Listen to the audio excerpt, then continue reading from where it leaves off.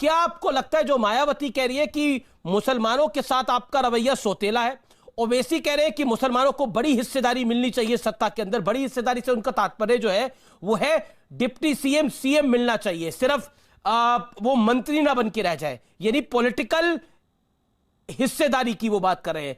दूसरी तरफ हम देख रहे हैं समाजवादी पार्टी के जो विधायक हैं उन्होंने बोला नमाज रूम दे दिया जाए। ये भी आप देखिए कि एक तरफ मायावती की रैली है, एक तरफ ओवैसी साहब उत्तर प्रदेश में है, तीसरी तरफ तो ये 19% क्या आपको ले डूबेगा? अब अगर तुम लोग नए हो तो सब्सक्राइब करो, वो जो लाल वाला बटन है उसे प्यार की थपकी दे दो।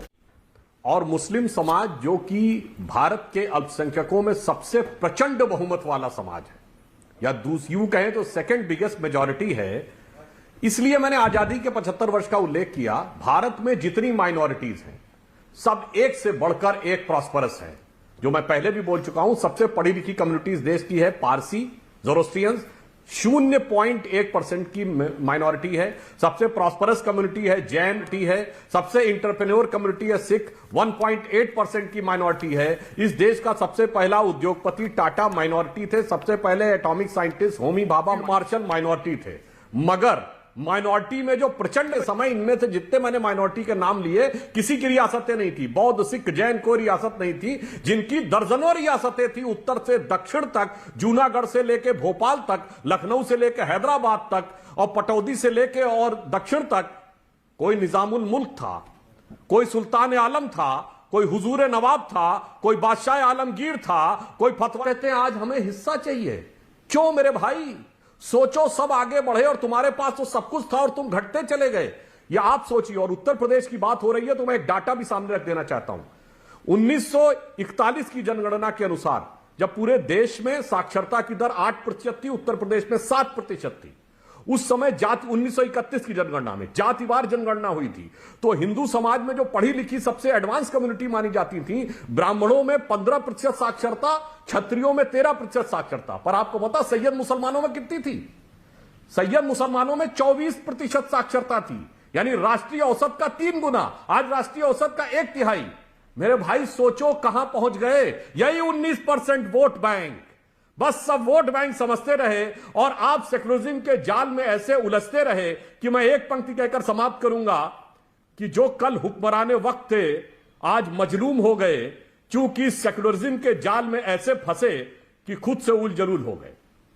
जी, बोला था कि शराफत अली को जो है वो शराफत अली ने मारा, इसी तरह का आपने संदर्भ दिया था।